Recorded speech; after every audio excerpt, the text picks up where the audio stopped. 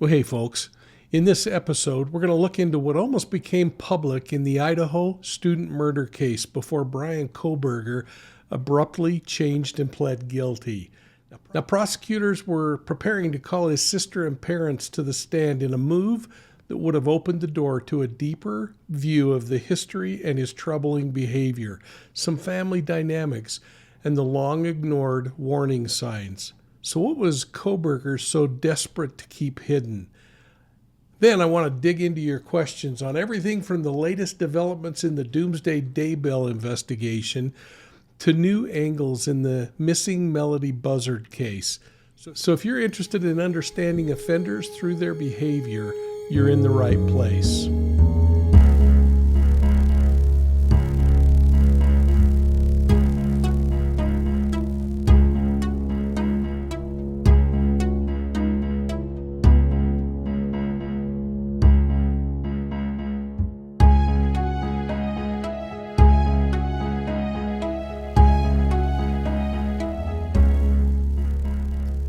Well, hey everybody, welcome to Profiling Evil. Now, as we break down Bryan Kohberger's decision to plead guilty in the murders of those 4 University of Idaho students, I hope you'll take a moment first and hit the like and subscribe button down below. Ring the bell and make sure that you're giving Profiling Evil a thumbs up. And if you're already a Profiling Evil channel member, you're getting this content a day before anybody else. If you're not, consider joining because we release to channel members before we release to the public. Now let's dig into the things that Bryan Kohberger didn't want exposed in open court. Because a whole lot of you have asked the same question. The question is, why did Kohberger suddenly fold and plead guilty? Why would a guy who insisted on a trial change course within days of the prosecution adding his sister and parents to the witness list? And what were we just moments from learning about his past? So let's get behind the headlines and talk a little bit about what this case means behaviorally, psychologically, and why some of the most revealing evidence never made it into the courtroom. Now, the closer we look at the timing of Kohberger's plea deal, the harder it is to ignore how personal the pressure suddenly became in his life. You see, for nearly a year, he stood firm on the fact that he was going to trial. He positioned himself like a man who believed that he could outsmart the system, somebody who wanted the stage, not just a sentencing. But all of that changed the moment prosecutors added his sister and potentially his parents to their witness list. Now, this wasn't a procedural move alone. This was a warning shot by the prosecution, because when the state calls family members to the stand, they aren't looking for alibis. They're looking for patterns in someone's behavior. They're looking for history, the kind of history that only siblings and parents can expose. And for somebody as image-driven as Bryan Kohberger appears to be, that kind of exposure was probably more frightening than a guilty verdict. I'm wondering if he even received a little bit of pressure from his parents, a few folks that he might have listened to. Now, what comes next is something that most people will never think about, and it changes the entire way that we understand this plea deal. So stick through this quick break with me because I want to talk about the courtroom and show you exactly why testimony from his family might have terrified Bryan Kohberger. Well, imagine what it would feel like to have your sister walk into a courtroom, sit down under oath, and be asked about your past behavior. Your behavior as a teenager, those times when you lost control, and the things that your family tried to dismiss or hide. Now, we know there was a 2014 incident that's been reported involving some theft and substance abuse. We know there were stories of isolation and difficulty connecting socially. Prosecutors wouldn't have put the sister on the list unless they believed that she could speak to behavioral patterns that really mattered in this case. Because predators like Bryan Kohberger crave control and they crave narrative dominance. The threat of his family testifying took all that dominance away. It shattered the mythology that he was trying to build around his criminal justice pursuits and his own intellect, and the idea that his own family was painting a much different version of him to a jury. He couldn't write their script. He couldn't control what they might say, and he couldn't control the prosecution being able to ask them questions. And frankly, I think it might have been excruciating for him. And it raises an interesting behavioral question in my mind. Did Bryan Kohberger feel pressure from his family to take the deal, to plead guilty, so that they wouldn't have to testify? Now, we can't say definitively, but it's certainly possible. Families of offenders that are out there getting ready for court often wrestle with guilt. They wrestle with anger and shame and a deep fear of being judged publicly. And I'll tell you what, we in the public can judge unfairly.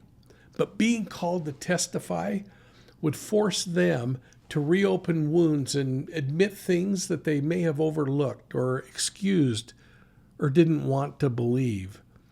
And whether they're spoken out loud or simply felt, that pressure could have been intense. And if you're trying to understand how somebody like Bryan Kohberger could evolve from a troubled teenager to a homicidal predator, well, I want you to think about something that is really going to walk you through this psychological roadmap. You see, Kohberger's plea stopped the legal process, but it didn't stop the behavioral questions that we all have.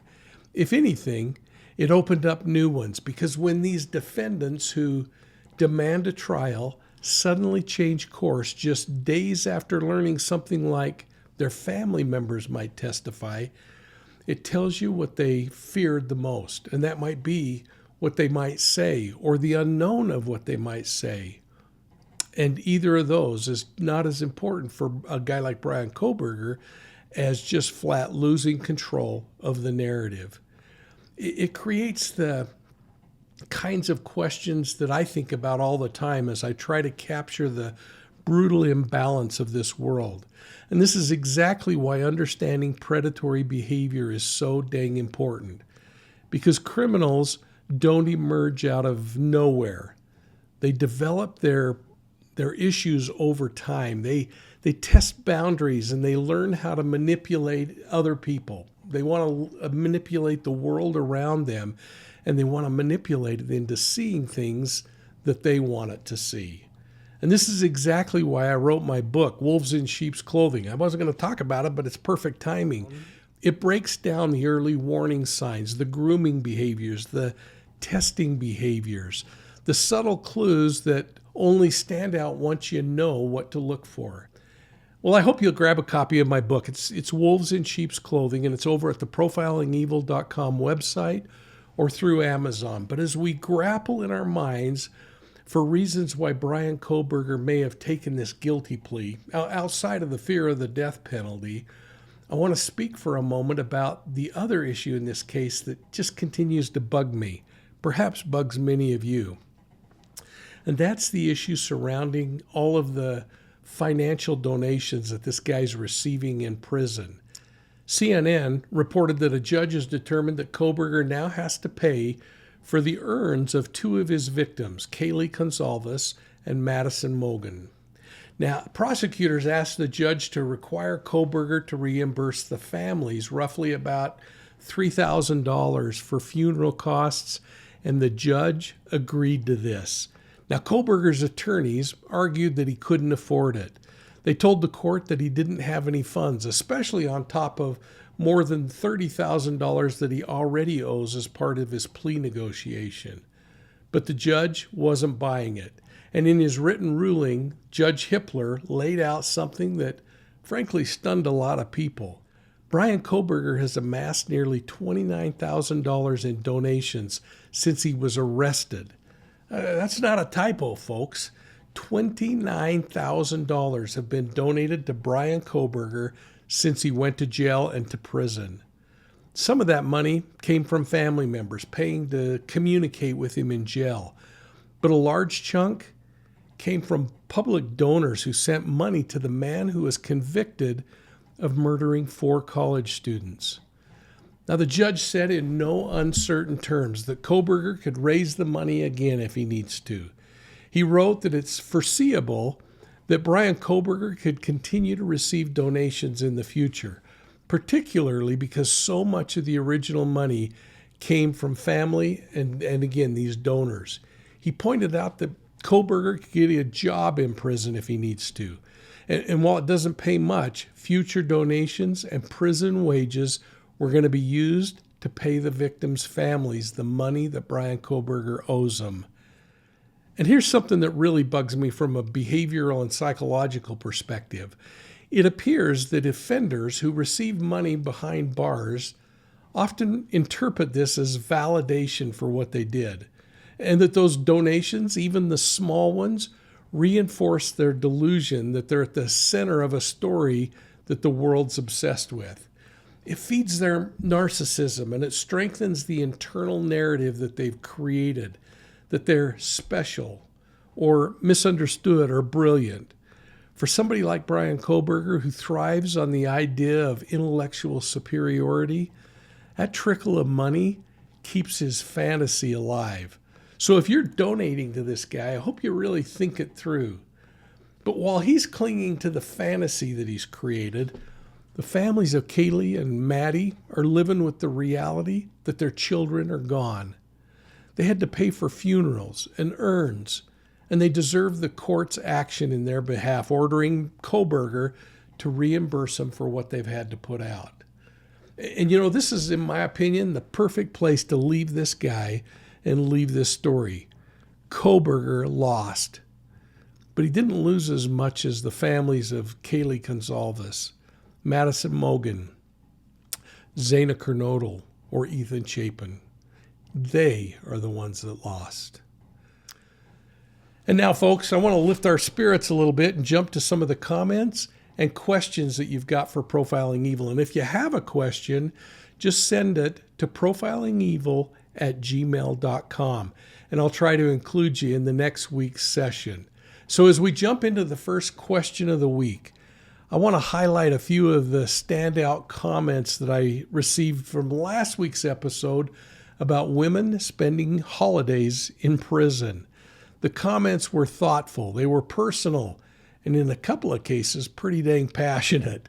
That's exactly why I like this Feedback Friday stuff. So first up, FatCat07, who wrote, "Great videos once again. I thoroughly enjoyed your take on crime and criminals. Happy holidays to you, Mike." Well, Fat Cat, thank you so much.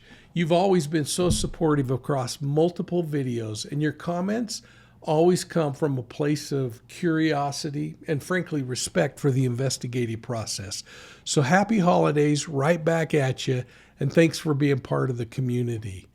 Now, the next comment is from Lisa F122, who raised an important perspective, something that's easy to overlook when we talk about holiday incarceration. She said, quote, "One point I'd like to make is that the staff is also missing out on their kids' opening presents. They committed no crime and are just trying to provide for their families," close quote. Well, Lisa, you are absolutely right. As one who was out in a vehicle on Christmas Day many, many years, correctional staff, police officers, firefighters, EMTs, hospital workers, so many people in public safety sacrifice their holidays year after year. And whether a family rearranges their schedule or not, the emotional toll still exists. This is a great reminder that the justice system includes more than the offenders and the victims. It also includes the men and women working those incredibly tough jobs, often without recognition. And so to our first responders out there, thank you so much for staying in the saddle, especially through the holidays. And then finally, there was a heartfelt message from Swedish Lena, who wrote, quote, "Dear Mike, I wanted to let you know that I'm thankful for you and your channel. I've been following you since you started. The knowledge you've shared with us is invaluable. With lots of love from a Swede living in Australia." Well, your kindness means more than you can know, and I still owe you that Diet Dr. Pepper if I ever get back to Melbourne. Hey, thanks for sticking with us from the very beginning. And again, folks, if you're watching and you'd like to send a question to be featured on Feedback Friday, send it to profilingevil@gmail.com. Now, you can also record a short video on your phone and send that to me, just like our friend Sonia did. I really like spotlighting these, and I'd love to spotlight more of your voices. And speaking of Sonia, I want to start off with a video that she sent in, because many of you know her in the chat group as Pancreatitis Fighter. Now, she sent a heartfelt message about the Daybell case and how it's touched her personally as a Rexburg resident who has lived through this tragedy in real time. Let's watch this. Hey, Mike. I really appreciate what you shared about Chad and his identity loss. As I read through his first couple of letters, I noticed a kind of structure that reminded me of how a church meeting is run. There's a song to open and close, and then his talk or testimony with the ideas he wants us to believe, regardless of the evidence that exists, followed by his recommended books. I started to think that the song and book weren't just filler, they served another purpose. They felt like homework, something to keep us engaged with him until the next letter arrived. I'm not a profiler like you, but I do notice trends and patterns, and I wonder if I'm anywhere close to the mark. Thanks again for giving us the chance to share our thoughts this way. Well, Sonia mentioned she was having a tough day health-wise, and hearing her name on the show lifted our spirits. Well, hearing back from you lifted mine, Sonia, so thank you for sharing your story, and I hope that you find strength, comfort, and peace throughout the holidays. Now, before we dig into the questions from last week, I want to just pause long enough to hear a word from our sponsors. Now, let's dig into some of your questions from last week, starting with Rhonda in North Carolina. And Rhonda, it was great to meet you at CrimeCon, and thank you for stopping me in the hallway to say hello. That photo of the two of us really brings back some fun memories from that weekend. You know, meeting people like you is honestly one of my favorite parts of the entire event. And the fact that you said that I'm the reason you got interested in true crime, well, that means more than you can know. I'm grateful for you here in this community. I'm grateful for your questioning and keeping victims at the center of every story. So thanks for that. But let's get into your question. You said, can the kids of families of convicted offenders profit from a book or letters and then slip the money back to the offender through commissary or gifts? Well, that's a great question, and I think you're talking about Chad Daybell here. And the short answer is not legally, at least not if the money comes from the crime. And here's why. Most states, including Idaho, have what's commonly called notoriety for profit laws. They're kind of a variation of the Son of Sam laws. Now, Idaho's version is found within its victim compensation statutes. And these laws say that no convicted offender can profit from publicity related to their crime, whether it's in a book, a documentary, a podcast, and even these bizarre death row letters like Chad Daybell's writing. So when the money does come from something tied to a crime, the money should go into a state-controlled escrow account, and the victims, not the offender, get first claim on that money through restitution or civil actions. And the Idaho courts would take that restitution seriously. It's written right into the state law that the victim's financial loss must be prioritized. So a family member could try to publish the material potentially to find a way to profit from it, but if it can be proved that the profit is tied to the offender's notoriety, the state could still seize it. So passing the funds through to a child doesn't remove the notoriety element. Idaho law cares about where that money originates, not what bank account that it's going to pass through. So if Chad Daybell's kids are sending him commissary money using revenue that they've earned from his crimes, that would be a violation under Idaho law, I think. But there's always a loophole, I guess, because if a family member were to write their own story, processing their trauma, telling their side of the story, or explaining their experience, that would be different. that money would then belong to them. But if the content directly monetizes Chad's crimes, it risks being seized. Now, question number 2 in that two-part question you had is then, what's the psychology behind Chad's daughter supporting him and helping him distribute his letters? And this one is one of the toughest parts of the case, because from a behavioral and family system standpoint, a few things could be happening here. For instance, Daybell's daughter might be clinging to the last version of a father that she once believed in. You see, when somebody grows up with a parent who seems normal, if you could call that normal, and then that parent is accused of unthinkable crimes, the emotional collision could be absolutely unbearable. And imagine if that emotional collision of crime involves your father killing your mother. Now, some family members will defend the parent because accepting the truth would tear apart their entire identity system. So these children might be working from a place of denial, shock, trauma. Children of offenders often go through the same grief stages that victims' families do, but it's kind of backwards.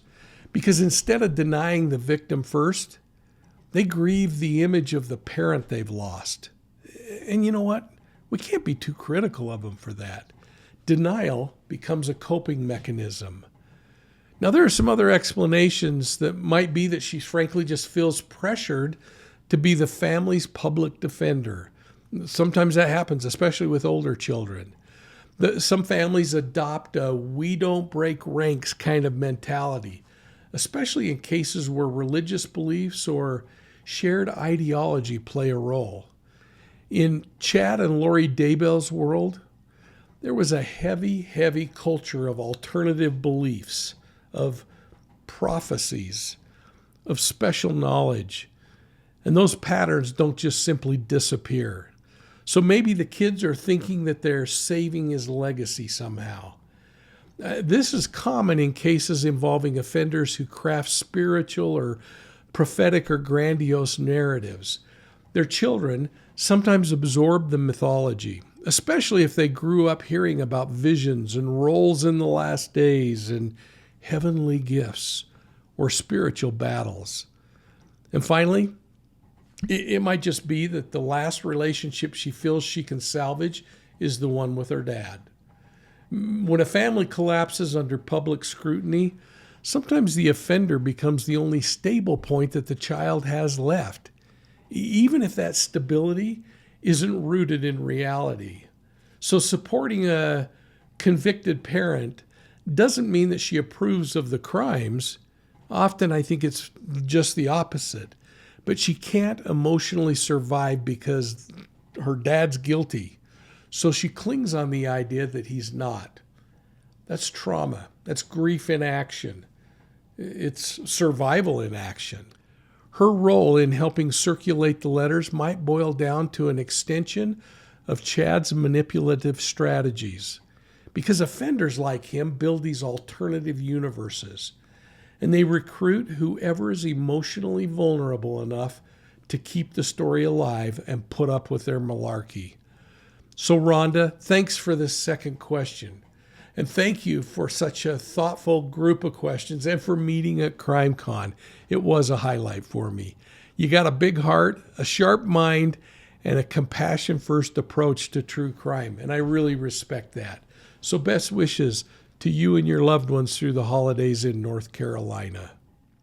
Our next question comes from Hippie at Heart, who wrote, I have a question about why do you think so many non-traditional, and then in parentheses, I call made-for-self, religions are Western states. Traditional meaning Baptist, Catholic, parentheses, I got thoughts on that one. Seem kind of cultish to me. Scientologists, LDS, Jehovah's Witnesses, parentheses, many of those here in Georgia, a nuance to me. And it looks like the quotation or the parenthesis doesn't end there.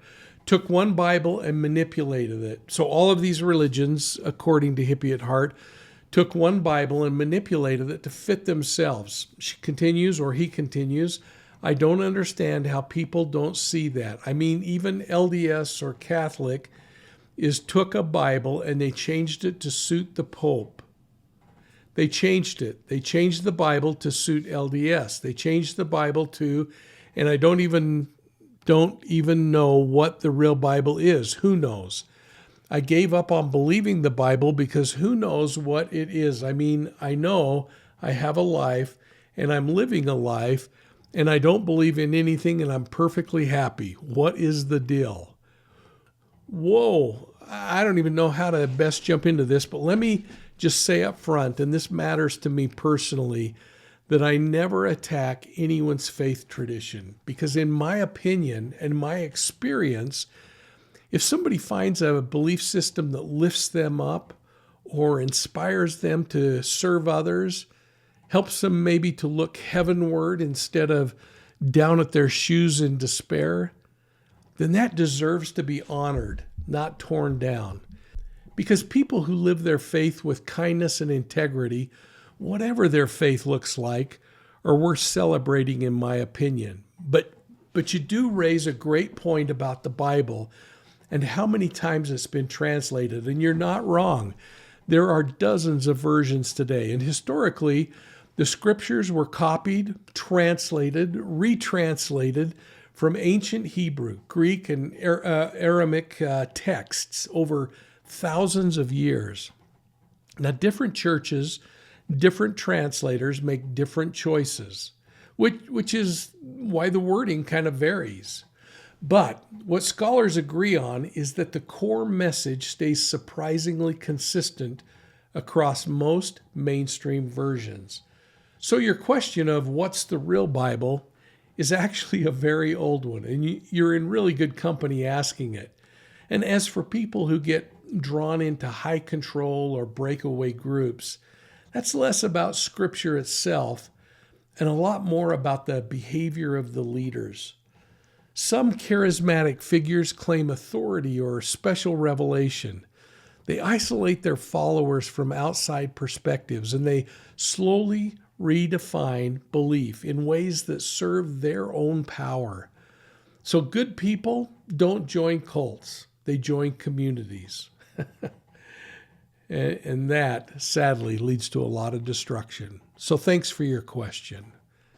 Next is a question from Lisa, who had this question in the Melody Buzzard missing persons case. She said, "Hello, Mike. Thanks again for the great coverage and timeline of this case. My question, after hearing the accusations of mental health issues, is if any law enforcement has looked into local or online religious contacts. If she dropped her off with somebody maybe from a church-type location, did she drop her off with someone from a church-type person?" And that's from Lisa. Well, Lisa's raising an important point about whether law enforcement has looked into local or online religious groups, especially with the accusations of mental health struggles. And there is the suggestion that the mother may have dropped Melody off with somebody that she trusted. Now, in cases like this, investigators absolutely explore those circles, and hopefully they've undoubtedly done so. They're requesting warrants and computer searches. They're looking at parental relationship networks. They're digging into any known church groups or online spiritual communities who are offering protection or healing. These kinds of contacts could show up in missing child cases where a parent believes that they're actually acting under some higher purpose, perhaps that they're being influenced by someone claiming spiritual authority.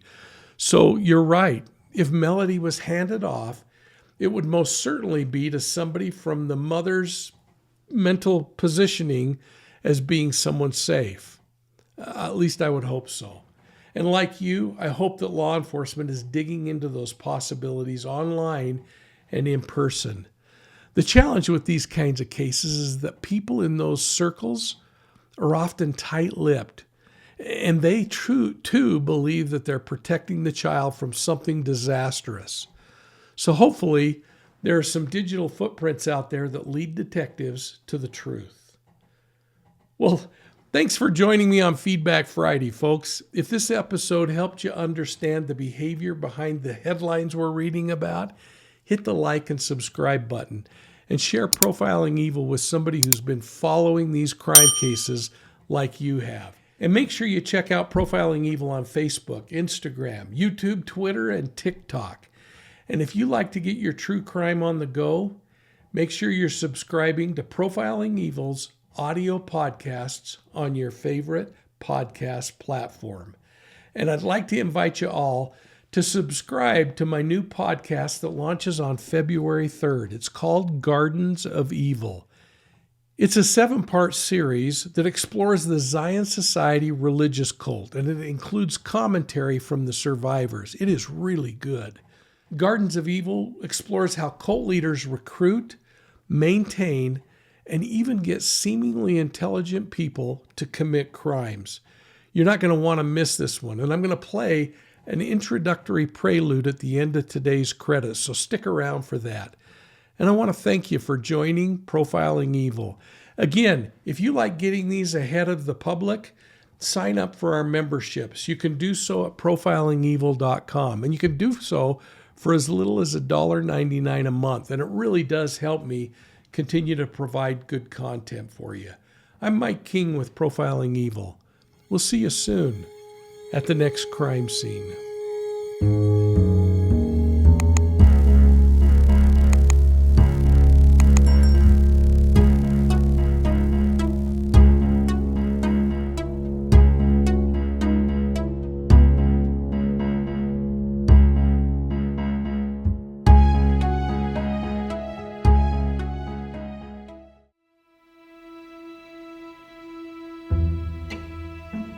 Gardens of Evil, Inside the Zion Society Cult, is a 7-episode audio documentary that tells the unbelievable true story of a cult that operated in plain sight in an otherwise ordinary American suburb. It wasn't a cult up in the mountains with 500 acres of land around them. These were people living in a developed area, and they were getting away with it for more than 10 years before it finally was able to come to light. You'll be introduced to the Zion Society in its early days through the eyes of a young couple who moved into the new neighborhood subdevelopment of Northwood. And I remember coming home from work one day and bushes were planted and half my lawn was already in, and I'm like, what in the heck is going on? We had little alarms going off, but not a lot, and we didn't communicate. And that's how that all started. Until a decade later, when a former member of the group came forward and confessed to law enforcement the horrors happening behind closed doors, leading to the dismantling of the Zion Society and the freeing of dozens of children from a life of relentless abuse. Every day, it was every hour, it was our whole life. Some form of abuse, emotional, physical, or sexual. Like, I can't think of any time that was just joy. Most importantly, we'll hear from the survivors, many of whom have broken their silence for the first time to tell me their stories of living inside the secretive sect and the years after as they've struggled and fought for healing. I have to remind myself every day that I need to forgive for me, not for them, so that I don't destroy my body in hate, I have to let go. My name is Aaron Mason, and before the series begins on February 3rd, I wanted to set the scene for this podcast and explain why I believe it's a story that needs to be told. In Gardens of Evil, we're going to be able to hear from victims who went through thousands of sexual assaults and physical assaults. That's former detective Mike King, who led the Zion Society investigation. We're not going to talk about those events one by one. It's just too ugly, and it really doesn't serve a purpose. My priority on this podcast is to do right by the people whose story it is. They lived it, I didn't. But some of the details are pretty salacious, so I've done my best not to be lurid for lurid's sake, I want to communicate the facts of the situation without it feeling gross or exploitative. But that's only part of the story. Gardens of Evil is about much more. It's about this process of coercive mind control, this ideology that takes people and gets them into positions where they will be victimized and how they can somehow take seemingly normal people and convince them to commit crime. Can the line between victim and victimizer become blurred if an abuser is themselves abused? Whether it's physical, emotional, or sexual abuse, we'll go through what it does to them over the course of a lifetime, because we now have the lens 30 years later of looking back on this case. Mike is retired now after spending 45 years in and around law enforcement. And in that time, he's become an expert on cults and cult behaviors. Throughout the podcast, we expose the methods used by cult leaders and anyone, frankly, who manipulates people for their own selfish gain. An abusive partner, a bad boss. The playbook is all the same, and we'll highlight the most common red flags. Have you heard the expression, "What you see isn't always what you get"? Well, one of the central figures in this story is the personification of that sentiment, the leader of the Zion Society, a man named Arvin Shreve. Arvin Shreve was an unassuming landscaper that everybody seemed to like. He was just kind of a normal-looking 61-year-old grandpa kind of guy, and yet underneath the facade that he had created was a very evil individual who was conniving, who took the opportunity to twist people's belief systems and actually capitalized on their belief systems, but twisted it just enough to fit his own perverted needs. The Zion Society owned several houses on more or less a big cul-de-sac, and you could always tell which ones were theirs because they had the most beautiful gardens, perfectly manicured lawns, trees and shrubs, rock fountains, you name it. People would even drive through to look at them, having no idea the nightmares occurring inside. This, of course, mirrored Arvin, who himself had an outward demeanor that people loved, but secretly perpetrated abuse at a rate that was nearly unfathomable. The full story of the Zion Society hasn't really been told until now, but it's one you won't forget. Even Mike King, in all his experience, says this one is different. You know, I've seen cases where there's more horrific things that happened with people who have been murdered or badly mutilated, but nothing has impacted me like this has. Gardens of Evil, Inside the Zion Society Cult, is a story unlike any you've heard before. Subscribe now to hear episode 1 when it's released on February 3rd, wherever you listen to podcasts.